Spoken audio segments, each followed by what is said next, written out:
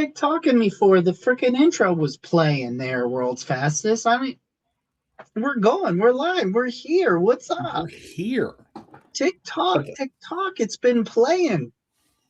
Welcome in. Hope you had a great weekend.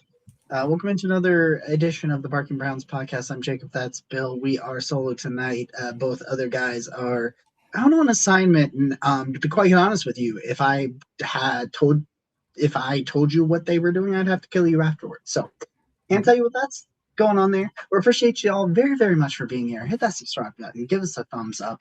Bill, how are we doing?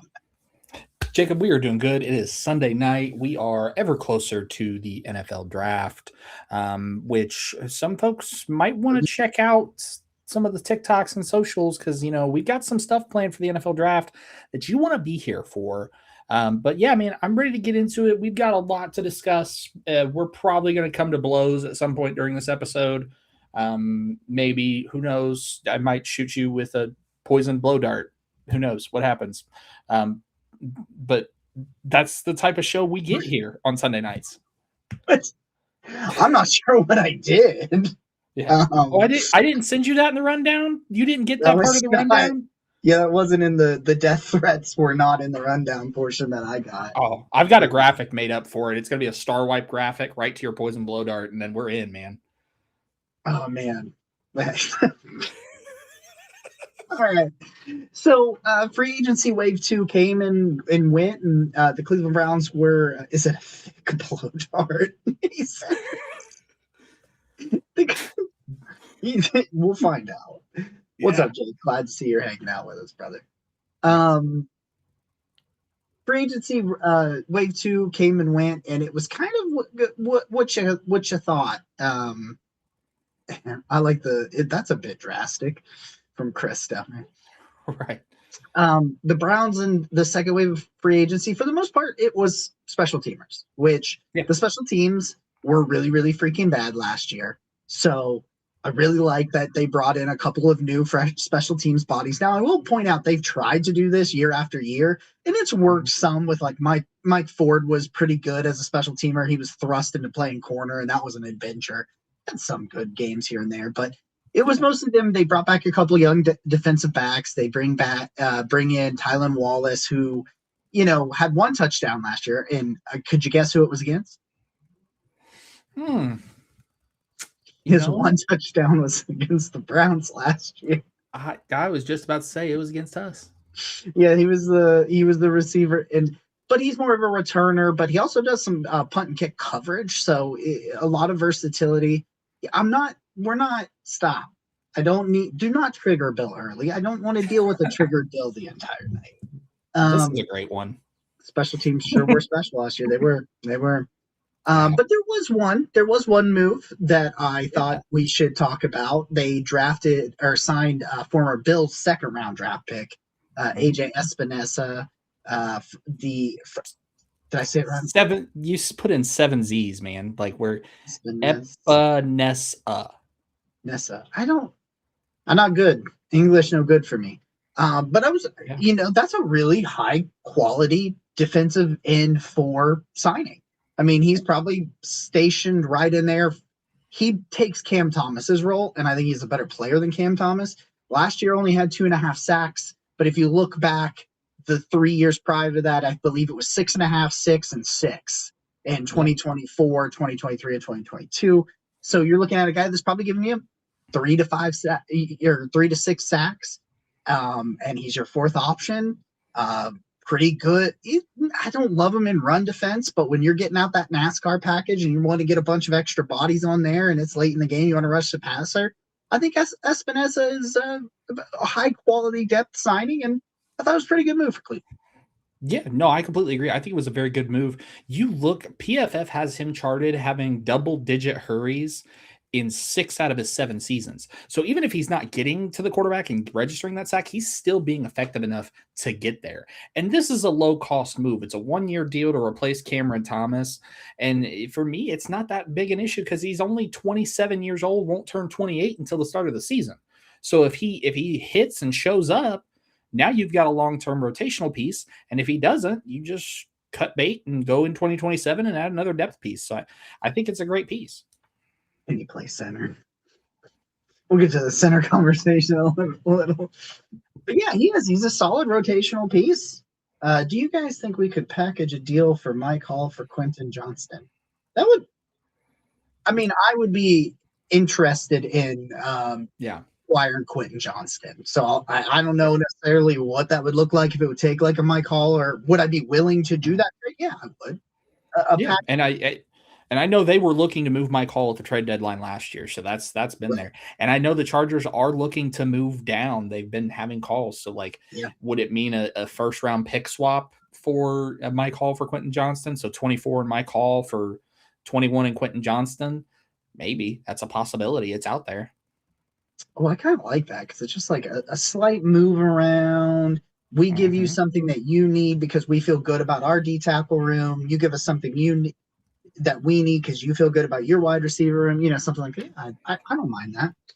But the bulk of tonight's episode is a hot button topic out there, and that is the debate of wide receiver versus offensive tackle, specifically at pick 6, or the way I told Bill I wanted to preface it, whatever the Browns' first pick is, because there's a very realistic possibility maybe they slide down with KC to 9. Maybe they go. I always keep saying 10 because I like the number 10, but then I always remember it's Cincinnati's pick, so I'm like, no. But maybe they go to 11 with the Dolphins. I don't think the Dolphins are coming up because they just traded to get a zillion picks. If you would have told me to replace Thomas with Epinesa back in February, yeah, you would have loved it. Yeah, exactly. I think you made an upgrade to your depth. Attending kids, but you are on the TV and I can hear the chat. Don't make me come back here. We'll do our best. We'll do our best, man. We'll do our best. But yeah, that's been the wars on social media. Wherever the Browns pick first, should it be a left tackle? Should it be a wide receiver? So we wanted to get into the nitty gritty of it. So here's the thing.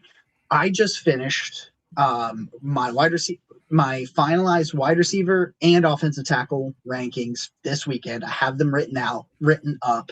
Those articles will post at some time this week, over the next week or so, on Browns Wire, so you can check that out. Yep. There is, for me, the biggest issue is it's not tackle versus wide receiver, it's left tackle versus wide receiver. Because if it was just tackle, like we thought it might be at one point, it's easy. I'd take a wide receiver because I like the right tackles in this class and the tackles. Like the top tier tackle. Like the depth's not great. Yeah. Once you get past like tackle 6 in this class and you start talking about like Cage Casey and Markel Bell and guys like those, I got a lot of concerns like with some of those guys. Like, yeah, they all have traits to be good quality players, but in this case, I'm looking at my top 10, and I'll just out you guys right here. I'll give you my position. And Bill has not heard this, but my top 10 right now, my top 10 offensive tackles in the 2026 class. At 10, I got Jude Bowery for the left tackle from Boston College. I like him quite a bit. But that's all the way down at 10. So you got to think like he's definitely not in like my top 50 or anything like that. Yep. Then sub 34-inch arms too. You get Cage Casey from Boise State, who likely has to move to guard. That's a left tackle. Then you get Markel Bell, which is just DeJuan Jones, only somehow a little bit bigger, height-wise. I think he's taller, right? He's taller. He's closer to Orlando Brown. Orlando Brown Jr. was. Okay. Then you get Caleb Tiernan from Northwestern at 7, another guy that probably has to move into guard. Then we get to my top 6. Blake Miller, love Blake Miller, right tackle. Number 5, I got Max Ihenekor. Yep. Developmental right tackle, but right tackle. 4, I got Spencer Fano, probably moving into guard. And now, at 3, I got Caleb Loma, your left tackle from Utah. At 2, I got Monroe Freeling, the left tackle from Georgia. And my number 1 tackle is Francis Maui-Noa out of Miami, a right tackle, who probably might move to guard. Yes. So, ultimately, this whole conversation of left tackle versus wide receiver comes down to the fact that there's only 2 first-round left tackles in this class that I can definitively say are worth a first-round pick and are true left tackles.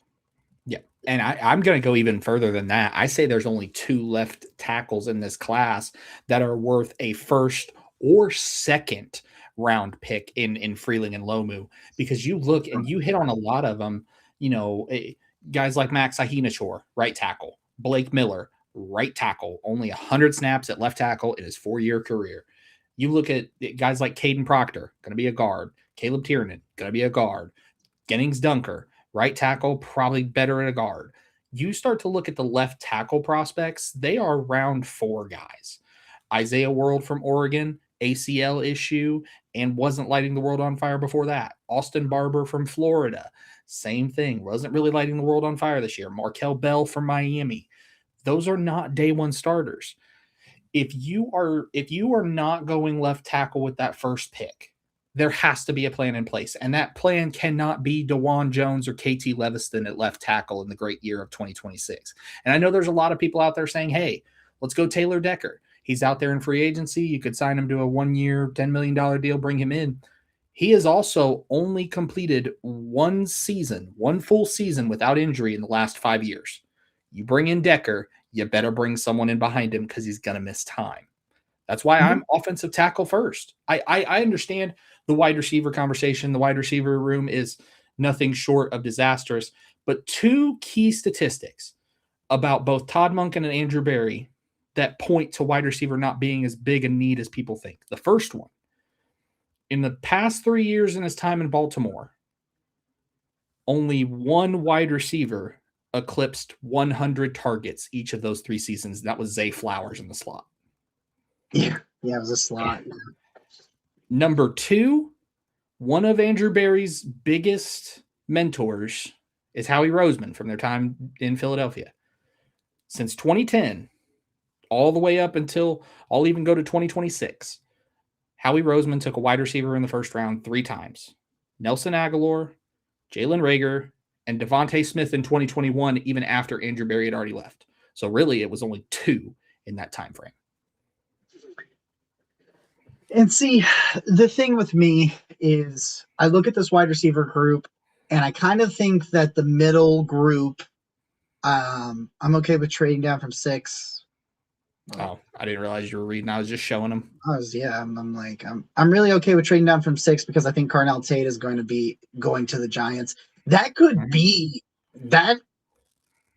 I was sitting here thinking today, no joke, because I knew this was going to be a big hot button topic for us on tonight's show. I was thinking about okay, so let's say I stay at 6 and I do the wide receiver. Yeah, I was literally just going to say this, Jake. Yeah. The only wide receiver I right now feel comfortable taking at 6 is Carnell Tate. If he is off the board, if he's off the board, I'm not going wide receiver in that spot because I just don't think I'm getting the value. And I love this middle group. I have Chris Bell wide receiver 3 and Omar Cooper wide receiver 4. I have Mekhi Limit 5th. Going to get burned at the stake for that, but sure do. I got him 5th on my wide receiver board. Those rankings are coming out. But if Carnell Tate's there, I have a nice long conversation about it. But one thing I would point out is I do still believe Andrew Berry will add a significant wide receiver via trade. I'm not saying he's getting AJ Brown because I don't the head. You don't want 2 problem childs in there. But I do think he'll bring in somebody. Yeah, man. I really do think Carnell Tate has a very high likelihood of going 5. I do agree with that. I could even say 4 to Tennessee too, because yes, they have love about Jeremiah Love, no pun intended, but they still don't have a guy. Yeah. They still don't have a guy. And for what it's worth too, I love this wide receiver class. I have 12 wide receivers on my board from the time you go to my first left tackle off the board at pick 8. Actually, scratch that. Yeah, pick 8. I have 11 wide receivers from there to my next left tackle. Yeah. So, for example, and let me, so Lomu and Freeling are 8th and 11th on my board at left tackle, respectively. The next left tackle doesn't come off of my big board until 68. That's how wide the gap we're talking at left tackle is. Yeah, and so with me, it's I look at all these wide receivers and I'm like, because a lot of what people are saying is, yeah, you can get a good wide receiver in the second round, and going. AJ Brown is going to New England. We all know it. It's the worst. It's just like everybody predicting Will Campbell was going to New England 4th overall. It was the worst kept secret in football. Are we drinking the same thing? I don't know. Are we? Yeah, we are. Yeah, the citrus punch, are. Baja Blast, zero sugar. Oh God, I love it, dude. Mountain I Dew, just if got you can hear us out, we are accepting. We are accepting brand deals. I just got mine on ice. I like to put mine on ice. We'll do something strange for a little bit of change here. I'm not above it. I'm actually working on us a brand deal actually behind the scenes. It's just a secret. Bill didn't even know that. It's actually strictly for Casey, so don't tell him about it. Yeah, because and you know what it's for helps the us get show. brand. Well, yeah, you know what helps us get brand deals? If folks like and subscribe our content. Because by the way, we're crazy. We get unhinged. We love to laugh. And I just want to take a moment to thank every single one of you that are here watching this video right now and have watched all these other videos. I said it in our Discord. We get to have an unbelievable amount of fun being dumbasses on the internet because you guys pay attention to us. So thank you. We love you. So people are saying, in those middle rounds with all that talent at wide receiver, but is any of it wide receiver one talent? And I'm like, that's a valid argument. That's a valid question, a valid point to be made. I think so. No, it's not Blue Chew, and it's not spam. I love you guys. We love you guys. But I do think a lot of these guys can be. I mean, we talked about Umar Cooper, right? And just for an example, and we talked about him being. We talked about him being a slot only. But then you go and you look at it and you're like, well, JSN is a slot, and they went to the Super Bowl with him as their number one. Puka, like you said, if you squint, Puka Nacua is as well. A slot. Zay Flowers was a slot, and he got 100 targets every year in Monken's offense. I do believe these guys that you will get in the back end of the first round, and on day two, to me, it's like the running back class last year where Blue Chew spam. You can't just say put Blue Chew. Butterball live from the trivia hole. If you guys are out of control tonight, but I look at it like Quinshon Judkins. He was like in the second tier because he didn't go in the first, right? I think you feel pretty good about that pick, didn't you? And I think this class is similar, where I think there's only going to be a couple. There might only be 3 or 4 that go in the first round, which is more than the running backs last year. But no, there was 3 last year, right? First round. No, it was 2. It was Genty and Omarion Hampton, and that was it. Oh, I thought there was somebody else before Judkins. But anyway. Well, Travion Henderson was before Judkins. No, he was after, because the Browns had to have both. The Browns, he went like right after Judkins. Yeah. But my point is, I think it's like that, where it may not be loaded at the top end, but when you start getting into some of these Omar Coopers, Denzel Boston, Chris Bell, those guys have it, man. Those guys have wide receiver one talent. And I just think that there's only 2 left tackles that I really feel comfortable starting next year. And if you don't have anything, that guy's going to have to start. And if you don't change something, Taylor Decker is a Band-Aid, and it does let you go after maybe one of these developmental guys, but they got to be developmental enough to have to play this year.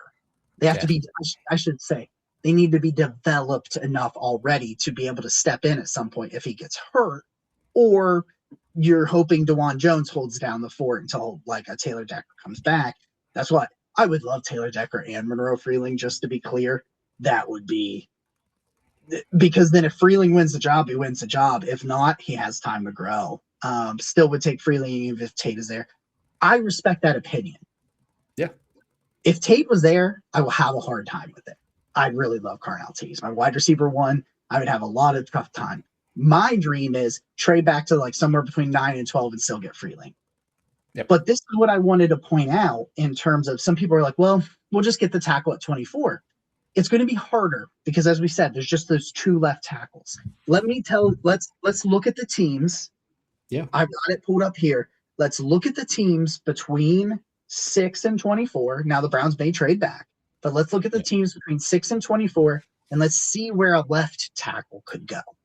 Because I'm not into the idea. Somebody said France Smiley Noah moving him to left tackle. I'm not. I'm done with that shit. Max Iheanacore is interesting because he's so new to football and so raw. He's not as set in his ways, but he's not ready to play this year on either side, in my opinion. And that's what I'm saying. Like, if you're going to do that, if you're going to flip someone from right to left, Max Iheanacore is the only one to do that. But again, I asked this at the top of the hour, and I will continue to ask it until people start to see it. Do you want to see DeJuan Jones or KT Leviston at left tackle in the great year of 2026? Because if you do, you're going to get that with Max Iheanacore. But if you don't, tell me who the starting left tackle is. Because it's not going to be Max. It's not going to be DeJuan. It's not going to be KT. And Taylor Decker, I'm struggling. I struggle to see him staying healthy. See, and I'm okay with this, like the way World's Fastest is talking about, like trade down and take the chance, roll the dice. I think you can trade down and get one of Freeling or Lomu. I don't know if you can wait till 24. So let's talk about it. Okay. So here are the teams that are picking between the Browns first round pick and the second round pick. Okay. Washington. They got Tunsil, not worried about it. Okay. Nope. New Orleans, no, not worried about New Orleans. They just took Kelvin Banks last year. KC just took Josh Simmons last year from Ohio State. So, okay. The Bengals just redid the deal with Orlando Brown Jr. Patrick Paul played pretty good for the Dolphins at 11. That would be the first one you could convince me. Yeah. Just because I could see a world where Patrick Paul like kicks inside to left guard and they move Jonas. They move Paul around and move Sabanea around. I could see it, but it's not their. It's not their. They need a wide receiver in the worst way. That's a whole different. We need wide receivers, and they somehow need them more, and that's a crazy idea. When Tutu Atwell is your wide receiver one. I heard people trying to argue which one was actually wide receiver one because they're all like on the same level. I was like, okay. Tutu Atwell, Jalen Tolbert, and Malik Washington. Take a pick. Dallas at 12. No, they have Smith. They have Tyron Smith. They got you at left tackle. LA, I think they could use a right tackle. The Rams could probably use a right tackle. They're a maybe. But I think I don't remember who they have at left tackle, but I remember someone telling me it's Alaric Jackson, and I'm not sold on him. I think he's a better swing than he is a left tackle, so LA would be a spot, especially if you wanted to move Alaric to the right side and get a left. But I think they're going to be more marketed in the right side. Baltimore might surprise you and get Laramie Tunsil, Ronnie Stanley's replacement for down the road, maybe, but. Okay. I think they're going to go Spencer Fano and put him at center to replace Linderbaum. I think that's where they're looking. Oh, I like that. Mm-hmm. Or they get Vega Awane. They might. Yeah.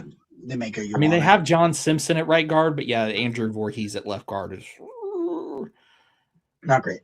You got the Buccaneers. They got this guy named Tristan Wirfs. Yep. While you run through that, I want to mention this comment that I'm going to pull up here. Here's the thing. Trading for a left tackle is not like trading for a wide receiver. Teams are not apt to give those guys up. When you look at the top 10 left tackles in terms of the amount paid per year, 9 of them are with the team that drafted them. The only one that's not is Dan Moore Jr. If a team's willing to move off of their left tackle, it's either because they're old, Trent Williams, they're often injured, like a Taylor Decker, or they have production problems. And I'm not trading capital for a left tackle that has production problems.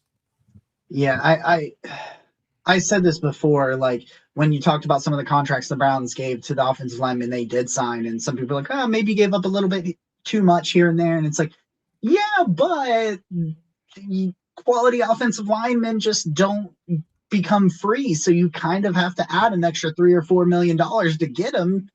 $3 or $4 million over their value to get them in order to, lure them in because they're like unicorns. You get to the Jets, you don't have to worry about the Jets. You definitely got to worry about the Lions. Yes. So there's one of them for sure. We've got a couple maybes. We got a couple maybes up there, and we got one for sure. Yep. Let's keep going. Yeah. The Vikings are fine. The Panthers are fine. I'm going to push back on that. I don't think they're fine because they have Rasheed Walker on a 1-year prove it incentive laden deal, and Ike Ekwonu has that patellar tendon. We don't know what Ike's going to be coming back from that, and even then, I think he was in a contract year. I would strongly be if Freeling or Lomu end up at 19 to Carolina, I don't see him getting past that. Okay. I just figured with Walker and then Icky that they would probably be okay to pass this year and see what happens with Ekwonu. But I get it. Back to Dallas again. There's no problem there. Pittsburgh. Broderick Jones has those neck issues. Pittsburgh's a strong maybe. We get back the Chargers. You don't have to worry about it. The Eagles could definitely look for Jalen Mayadas. That is their MO. Yep. That is their MO where it's like, hey, this guy might be gone in 2 or 3 years. Let's go ahead and get him. That, and then or you if they get want back on the clock. That, or if they want to move Mailata to the right side to replace Lane Johnson, who's no spring chicken.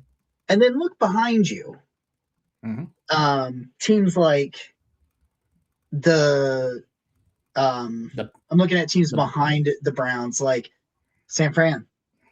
Yeah. We don't even know if they'll even have Trent Williams anymore. Chicago right behind us at 25 signed Jedrick Wills as a free agent left tackle. You mean to tell me they don't have a needed left tackle? Did Houston sign somebody? They signed Wyatt Teller. Yeah. But I'm looking at some teams behind you too that are potentially going to try to jump you for left Braden tackle. Smith at right tackle, but they have Ariante Ursary at left tackle from last year's draft. I like Ursary, but it wasn't a great year for him. No. But in the end, I look at that, and I'm looking about, 4 or 5 teams that are maybes. We got one we know for sure, the Lions. It's like almost given. That's a big gamble when there's only 2. And when I talk about wide receivers, I have not done my big board. Appreciate you showing up, T. When I haven't finished my big board because, like I said, I am finalizing my positional rankings. I'm going to have probably double-digit wide receivers in my top 50. I'm going to have 2 left tackles. I just don't.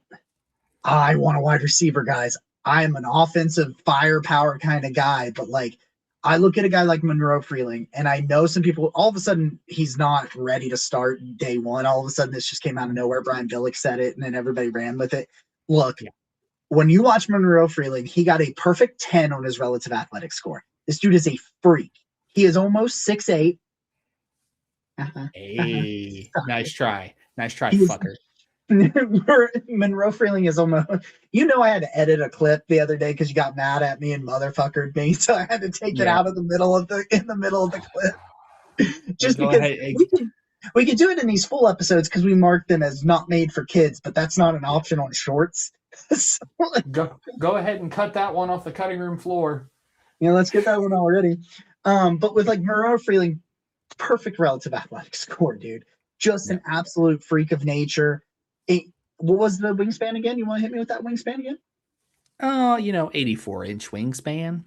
The length, you talk, he does need to get stronger. Absolutely. 100% has to get stronger. But he does such a great job. He was only a 9.99 relative athletic score. I could have swore I saw it was a 10.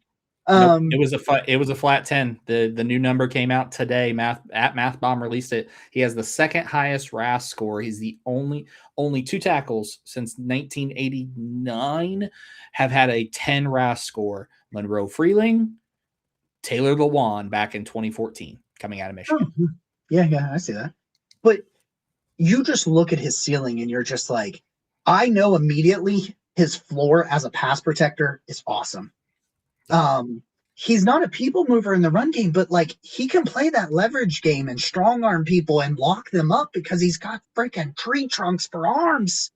Can I please say how mad I am that Gooseby went back? I know. I would have loved to have Gooseby in this class, especially now that we got a really good look at it. Um, but you look at Freeling and you just look at the ceiling, immediately good pass protector, incredible length, amazing athletic potential, good enough in the run game. Like, I think Monroe Freeling, I'm fine with taking him at 6. If you trade back to like 9 or 11 and you take him, even freaking better. But like, Yes. I look at Monroe Freeling and I say, hey, needs to add power. But the sky is the limit with this dude. And I think he's worth the swing. Yes. And here's the thing, too, before I talk about Jeff's comment. You look at Monroe Freeling's numbers on mock draftable in terms of his percentile. He only has one item on his measurables that is not in the 74th percentile or higher. So top quarter of the league. That's his weight at 315. Yeah. And even then, that's in the 56th percentile. But you look at it, height, 90th percentile, wingspan, 84th percentile, hand size, 90th percentile, 10-yard split, 88th percentile, 40-yard dash, 95th percentile, vertical jump, 93rd percentile. This is an uber athlete. And yes, I know people in the comments are screaming at me. Bill, we don't need to take uber athletes. We need to take guys who have a higher floor. Here is the thing. His floor is a pass protector's high. His floor is a pass protector's high. His floor as a run defender is league average. But here is the thing. If I am an NFL GM and I have hired a head coach and allowed him to choose his coaching staff, I am assuming that you have the ability to get the most out of a player. So why don't I give you someone who has all of the athletic tools in the toolbox and say, here you go, George Warhop. I need you to coach this guy up and get his mechanical technique refined. And guess what? George Warhop has done that with a 6th overall pick before. Ronnie Stanley, anyone? Because Ronnie Stanley was an uber athlete coming out of Notre Dame, struggled as a run blocker, was a really good pass protector. George Warhop developed him into an all-pro. Why can't he do that with Monroe Freeling? And here's the comment from World's Fastest talking about it. His functional strength is sufficient when he gets his technique right. He's no joke, and once he figured out he had hands. Me and World's Fastest actually had a text conversation about this a little bit. Yeah. Go watch Freeling throughout the season, and you see him realizing, like, at first he's kind of like, what do I do with my hands? And in the back half, he figured out what to do with his hands. So you literally watch Monroe Freeling get significantly better this year. And I'm not trying to take away from Caleb Lomu, because I would love Caleb Lomu as well. But I just think Monroe Freeling, just to me, nothing is a sure thing in the NFL draft. But I think he is a huge swing with the chance of a massive walk-off grand slam in Game 7 of the World Series because of where he can get, and where he's already at is more than playable. Yep. Two things. First off, shout out to Tay. Tay, thank you for showing up. Thanks for OTC showing up in the comments tonight. We saw T earlier. Second thing, do you think that the Jets regret taking Armand Membou at 7 last year? It was the same damn thing, and you watched him grow throughout the year. Same damn thing. Same damn thing. And do you think they are in such great position for 2027 when they get their quarterback? Because they have, in terms of young tackles, I mean, Fashanu is one of, I would argue Fashanu is up there overall as a left tackle, not just as a young left tackle. Membou, he's probably going to be in that conversation by next year too at right tackle. And it's just like, yeah, we had some concerns about that. We had to work on it. But guess what? That's what their fucking job is. Get them in an NFL strength and conditioning program. Get them in with a very known, very respected developer and offensive line coach, George Warhop, and let him do his job. Right here. This is everything. O-line is so much about traits that the RAS matters. And Freeling's tape shows a dude who wants to hit and crush people and is an uber athlete. He's an uber athlete that wants to hit and crush people. I don't care. You hit that table so hard you turned off the comment. That's true. And that's how I feel about Monroe Freeling. I want an uber athlete who wants to hit and crush people. I understand that he's not there as a run blocker. I understand he doesn't quite have the power yet. If I am paying an offensive line coach and an offensive coordinator to develop players This is the player that I want them to develop. Why are we overthinking it? Why? Jeff's curious. Do you want Freeling? Yes. Yes. If it wasn't clear from me turning off the comment by slamming down on the table, yes. He hit it so hard that his mouse registered a click. We got it. For me, man, I just think there's so much talent in the second wave back end wide receiver. I think it should be tackle. Not only is Freeling an elite athlete, footwork is high level, pass pro is high level. If you think he's not a good run blocker, please watch the playoff game versus Ole Miss. I mean, it was very clear he got better. And then you get him into a NFL. I say this almost every year when we talk NFL draft. I'm like, get him in an NFL strength and conditioning program for a year and just see what happens. Yeah. And that's where. Yeah, and Tay, we talk. World's Fastest says my comment says ouch. Sorry, World's Fastest. My apologies. Tay, we talked about Taylor Decker a little earlier in the episode. I'm okay with Taylor Decker if you go Tate at 6, but you need to have a backup plan because Taylor Decker has only finished a full season once in the last 5 years. That's why Detroit moved off of him, because he couldn't stay healthy. So if you get Taylor Decker and Tate at 6, you have to find a backup plan, because I cannot. Like, I will put my fist through this table if I have to see DeJuan Jones or KT Levison at left tackle in the great 2026. I can't do it anymore. I'm tired, boss. I'm tired. I can't do it. Let's change the subject a little bit. Let's talk about the top 30 visits. Let's do it. Let's do it. I do agree with Tay there, though. It's saying, Freeling needs to add about 10 pounds because he is a little light. If he can get in the 322, 325 range, and not because he's got the frame.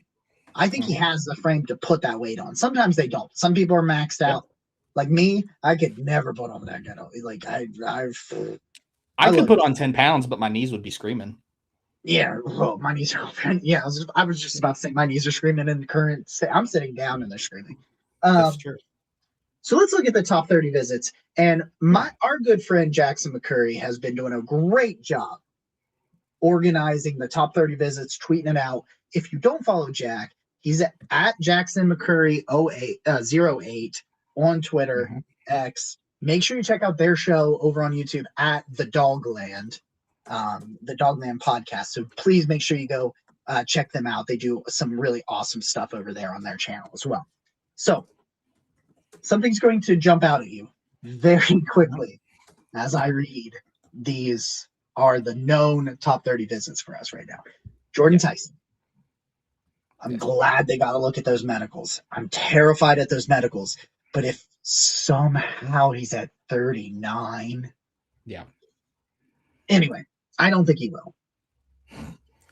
I'm good. If that weed is a left tackle, Jeff, I'm good. I'll take it. But otherwise, Tay is putting a curse on everybody right now, because we all know it's going to be like a Jeremiah Love or a Mansour Delane at 6, and we're all gonna hit tables so hard we're gonna click off the mouse. Here's the thing, though, like Jeremiah Love is my number 2 overall prospect, and like him and Junkins and Sampson, there's bigger needs. He's number 4 for me. There's bigger needs, but damn. It's just like Sonny Styles. Styles. Like if Sonny Styles was there, I'm like, man, you already got Quincy Williams to go with Carson Schlesinger, but my God. Caleb Downs is my number 1 overall prospect. And yes, they have Ronnie Hickman, but they've given a right of first refusal tender for him, and he's only making $3 million. Putting him on the back end next to Grant Delpit. It makes it really hard. I know, dude. I did a mock I did a mock with Caleb Downs at 6 because I was like, brother. Yeah. Anyway, so let me get through this list. Jordan Tyson, wide receiver, Arizona State. They go with my guy, Ty Simpson, the quarterback from Alabama. Anyway, moving on. Carnell Tate, the wide receiver from Ohio State. If you want to see me do a backflip off the second level of Huntington Bank Field, Ty Simpson at 6 will do it. Carnell Tate, the Ohio State wide receiver. Chris Bell, my guy. A guy that's on my guys list, which is coming up soon. What's up, Jack? Appreciate you, brother. Chris Bell, the wide receiver from Louisville, Mekhi Lemon, the wide receiver from USC, Denzel Boston, the wide receiver from Washington, Jeremy Bernard, the wide receiver from Alabama. We sensing a trend here, boys. It sounds like it. Oscar Delp, the tight end from Georgia. Might as well be a wide receiver. He's a tight end position, but a wide receiver player. Oscar Delp's production, you're going to look at it and be like, he never crossed 300 yards in a year. But if you watch his tape, this dude's a freaking problem. Georgia just, I mean, I know he also had some situations where there's some other really good tight ends were on the team with him, but like they just never used him the last couple of years. He's big, more than functional blocker, really good receiver. Him and Fannin could move all over the field. Oh, Oscar, and he went to Georgia in large part due to Todd Monken's offense because Todd Monken was there. That was Todd Monken's last year. Was Oscar Delp the tight end? That was his first year. It was 2022. Yeah. Omar Cooper, the wide receiver from Indiana. The only offensive tackle, as Jack pointed out, Markel Belf, the Miami offensive tackle. A guy I'm interested in, R. Mason Thomas, the Oklahoma edge. That's an interesting one. That one really popped out at me. And then a show favorite, Emmanuel McNeil-Warren, the safety from Toledo. That would be fun. Yeah. That would be fun. And those are our known top 30 visits. Yes. There could be more. Keep in mind that I think McNeil-Warren and Tate, they don't count because they're in state.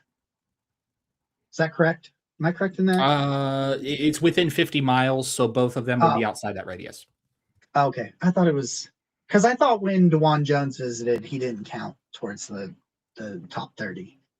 If they went to school or reside within 50 miles of the team's facility, they don't count. And DeJuan at the time was residing about 30-ish miles from the Browns facility, so he didn't end up counting.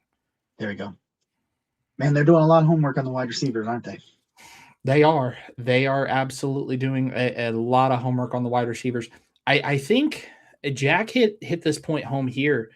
I do find it odd that Markel Bell is the only offensive tackle, not even just left tackle, but offensive tackle period that's been brought in thus far. And part of it is maybe he knows what he's got in Monroe Freeling when we're talking Monken. Maybe he already knows that. And then also you have the Cleveland Browns quarterback coach was Utah's offensive coordinator this past season with Lomu and with Fano. So maybe he already kind of knows that a little bit. So they're not going to bring him in because they kind of already know it. But when I see 8 out of the 12 top 30 visits as wide receiver, most people would be like, yeah, they want wide receiver. Me, I know how Andrew Berry likes to be the kind of car salesman-y guy. I am picturing this as, let me sell how much I want a wide receiver by doing all these top 30 visits for wide receiver. So when I'm sitting there at 6 or at 24 and I have a team calling me wanting to come up for wide receiver, Las Vegas, for example, wants to come back into the first round for wide receiver at 24, I can be like, well, man, I really love this class. There's a lot of guys in it, and I really think I can go wide receiver at 24 here, but what are you offering? Yeah, what you got? And they're still going to take a wide receiver. So it's one of those things where it's like, I think you're right to an extent. Like, hey, we're going to throw this out there. But I do think the interest is very real for obvious reasons. Yeah. So, but it's like one of those situations where you're sitting at 6 and you're like, I think I can get Monroe Freeling at 11, at 12, at 9, whatever. He did it last year with Travis Hunter. I got so pissed. Not that they didn't take Travis Hunter, but because I was so convinced that we all bought into it. That we all got tricked into it. Like I was so gung ho. I was like, yep. And then I'm like, you dick. You tricked me. But and the thing is, go ahead. I was just gonna say, I do think that there is some of that every time Andrew Berry does some of this stuff. But like you look at guys like Jeremy Bernard and Denzel Boston, looking at the other ones, but especially those two, and probably Chris Bell too. Those are probably day 2 guys because for various different reasons. So it's like he could still get one of these guys. But if you really think he really likes Carnell Tate, maybe you'll give him a little bit extra to go up to 6. Maybe Jordan Tyson falls to 24, and we know they have interest in him.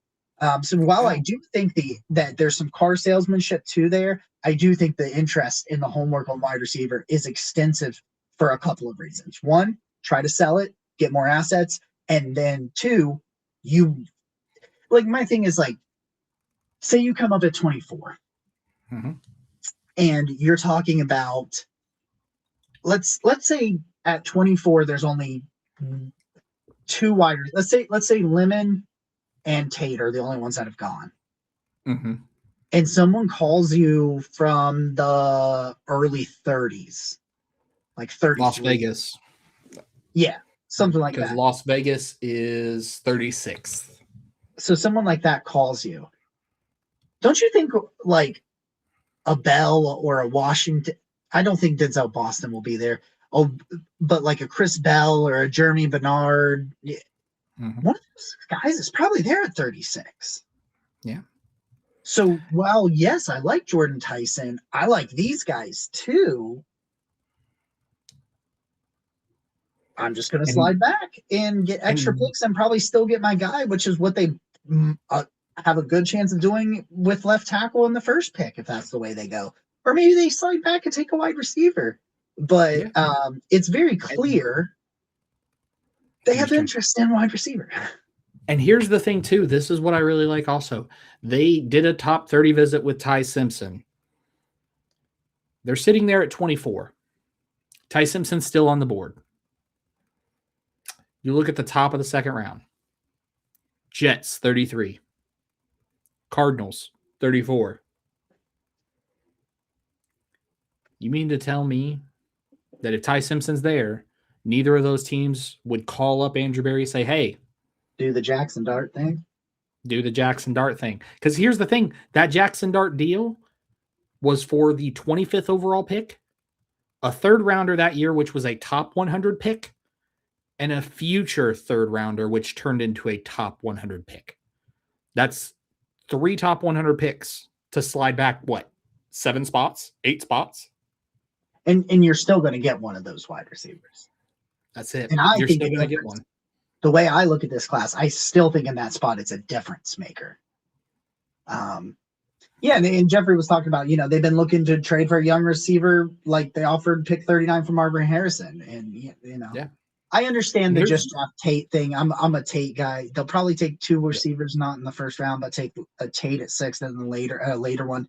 I do think that wherever they take one back in, if it's Tate at 6, if it's somebody at 24 or 39, I do think they do what they did with running back, where they took a second rounder and then a day 3 guy. So they took a top 50 pick. They spent a top 50 pick on one guy and a day 3 pick on one guy. I do think that's possible. I've also had mocks where I've taken wide receiver at 39 and 70 or 74. Yeah. Whichever one. Here's the thing. It's 70. Here's the thing. I have said with how deep this wide receiver class is, over on my Substack, which is on my bio on X right here in the little description, I have 22 wide receivers in my top 150 players. I am A-okay if a team wants to take 3 wide receivers in their draft class. I could see a world where the Browns take one at 24, they take one at 70, and then they take one again somewhere in round 5 or 6. Yeah. I could see it. I can't argue with that. I don't think there's any, not a lot of arguments for me on that. No. I understand the Tate love. I do. I understand the Tate love, even though I have him 13th overall on my board as my wide receiver 3, behind Mekhi Lemon as my wide receiver 2, who's 12th, and Casey Concepcion as my wide receiver 1, 6th. I am talking about 7 spots separating these 3 wide receivers. With that being said, with how close they are talent-wise and how wide the gap is talent-wise on left tackle, I just cannot justify a wide receiver with that first pick. Because here's the other thing that we have to ask ourselves. Do we consider Carnell Tate, and let me rephrase that because does Andrew Berry consider Carnell Tate to be the same caliber of prospect as a Malik Neighbors, as a Marvin Harrison Jr., as a Jamar Chase, Here, as a Travis Hunter, even as a wide receiver prospect? here's my thing about that. While I understand that argument and I say no, you can only deal with the hand that you're dealt. And in this class, that's what you've been dealt. That's just me. That's just me. Yeah. And I hear you. I'm just saying Andrew Berry is the type, we both know how he operates. He is about the value. Yeah. And if the value has to be relative to the class, but the value also has to be relative to the position. So if he says, yes, Tate is the same caliber of prospect as Marv, Jamar, Neighbors, and even a Travis Hunter, then yeah. But if he says no, Tate's not the pick at 6. The other thing, too, is the value around the league positionally leans towards left tackle. In the last 5 years, left tackle has been taken. Sorry, in the last 5 years, wide receiver was taken before left tackle twice. Last year, when Travis Hunter went over Will Campbell, and then Jamar Chase went over Penei Sewell. That's it. Every other time, left tackle went before wide receiver, and that's how the league views them. I like this. Say we didn't get Tate, we come away with Freeling. I'd have to hope for Cooper and Ted Hurst. Omar Cooper and Ted Hurst would be, and Monroe Freeling. You could sign me up for a draft like that. Casey Concepcion, Omar Cooper Jr., Ted Hurst, Bryce Lance from North Dakota State, Jeff Caldwell from Cincinnati. I mean, there are an abundance of riches at the wide receiver position, and I think that's why. I mean, you look at it, Casey Concepcion and Jeff Caldwell are two of my guys of this class, and I want to make sure that I cover Jeff's comment because I saw it here right after.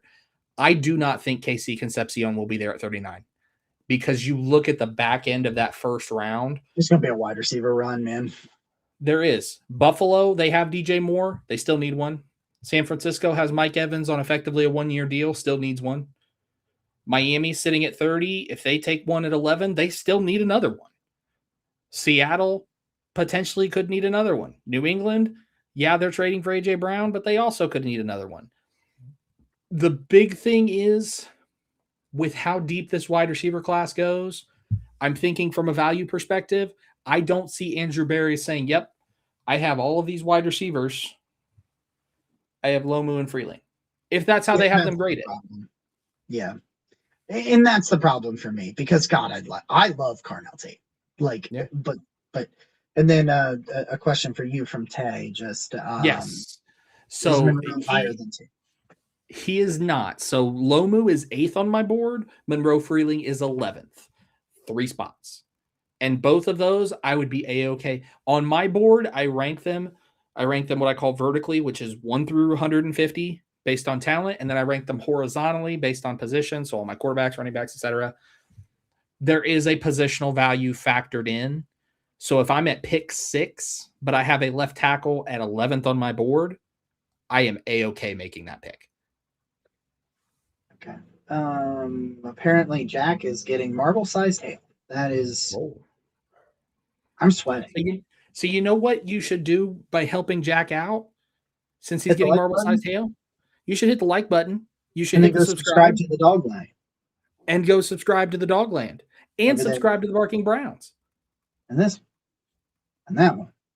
And that guy over there. And you. All of them. I pointed at my microphone and not my camera. I was like, Some other stuff. Obviously, Jeff talked about Carnell Tate wasn't even the number 1 receiver on his college team. Jeremiah Smith is one probably. Of yeah, he's got probably the best player in the 2027 class on his team. Yeah. Terrence says Tate is a better wide receiver than Hunter. I'd agree with that. But I think positionally, you have to look at Hunter being a wide receiver by definition. When he was drafted as a wide receiver designation. So that's where that comes into play. But even then, if you take him out of it, then you're looking at left tackle being drafted first that year. So then now you are saying the only time wide receiver was taken over left tackle was Jamar Chase over Penei Sewell. Is Carnell Tate Jamar Chase in Andrew Berry's eyes? If he Probably is, not. Tate's at 6. If not, and then Amber says, if even if Tate turns out to be Higgins, that's not bad. It's better than what we have. Here's the thing too, and I mentioned this with Todd Monken. We have to also think he's not going to be a throw it around the yard type of play caller. In 2023, 2024, and 2025, his offense is ranked first in rushing attempts, second in rushing attempts, third in rushing attempts, and in that same time frame, 30th in passing attempts, 31st in passing attempts, 32nd in passing attempts. But you also you also go back and you look at his history. He had Mike Evans with 175 targets during his time at Tampa Bay. He had Jarvis Landry and OBJ, even though he wasn't the primary play caller, it was Freddie Kitchens, but he still had those guys with a multitude of targets. He flexes the scheme to what he has. Here's the thing. I think Monroe Freeling is ready Monroe to play. Freeling is 100% ready to play week 1. Here's the thing, and I know Brian Baldinger has said that he wasn't ready to play week 1. I want you to go look at Brian Baldinger's top 150 that he posted on his X and tell me how he has Caleb Tiernan listed as a wide receiver when he's a guard from Northwestern. I mean, he technically played tackle. Mm-hmm. So at that point, he's the only person I've seen say that, by the way. Other people have taken it and ran with it, but that's the only legitimate source I've seen. I've watched the tape. And I get it because he played in the league and I understand that. But the thing is, you look at the tape, you will see a guy who can play week 1 in the NFL. Caleb Lomu can play week 1 in the NFL at left tackle. Will it be bumpy for both of them? Absolutely. It's always bumpy at the left tackle position when you transition from college to the pros. But I have no doubts that either of them would be a left tackle pick and would be a day 1 starter. And again, I ask, if they are not the pick, who's your left tackle? And if you tell me Taylor Decker, I'm going to say who's the backup option because Taylor Decker has finished a season once in 5 years. Is it DeJuan Jones? Is it KT Leviston? Because at that point, I'm going to tell you take the under on 6.5 wins because it's not getting over. Amber saying she hasn't seen other people say it either. It was just okay. Yeah, I was gonna say because I understand when someone of that magnitude says it, people run from it. But I'm like I was just curious if there were other people saying it not as a reaction to Brian Baldinger saying it. Yeah, man, hit that like button, guys. Thank you so. I love bracelets. Thank you so much for joining us. We are going to be back with dueling mock drafts on Tuesday, I think it's what we're doing Tuesday night at 8:30. I think that's what we're doing. Yeah, I think that's what we decided on Tuesday at 8:30 was a dueling mock draft. I love T here. Brazel at 24, Cyrus the Virus at 107. I'm just rolling through some of these comments because we got to make sure that we support the people that support us and allow us to do these things. But folks, make sure like the video, run it up. Make sure you subscribe. Make sure you turn on that notification bell. Go check out all the socials because breaking news. I'm gonna break this, Jacob. I sent you a short on it, but I'm gonna go ahead and break it. We are going to be live streaming. Oh yeah, the NFL draft. All 3 nights. You will get to see with our league mug. You'll get to see with us deal when I throw my laptop out the window because they picked Ty Simpson at 24. You'll get to see me, jump for joy when Monroe Freeling's the pick at 6. And everybody gets angry, but you got to stay tuned to all the socials to figure out what that schedule is going to look like and make sure you tune in. Jacob, you got anything else for these lovely people tonight? If you want, it's not on this channel. It was, I'm not coming back to X. I'm not doing it. Not doing it, Jake. I see you. You jump in here all the time. You know the best way to petition him to get back to X? Like and subscribe. Well, the thing is, I think I've been deactivated long enough to where I've been deleted because at a certain point you can't reactivate anymore. But anyway, no, I'll tell you what, one of the most epic crash outs I've ever had was during a live stream when they took Siaki Ika. Mm-hmm. I crashed out so hard. So hard. And you just, whenever I do a dueling mock with you, you just pick all offensive linemen. It's no fun. Guys, we love you guys so very much. We appreciate you for joining us. We'll talk to you guys again next time.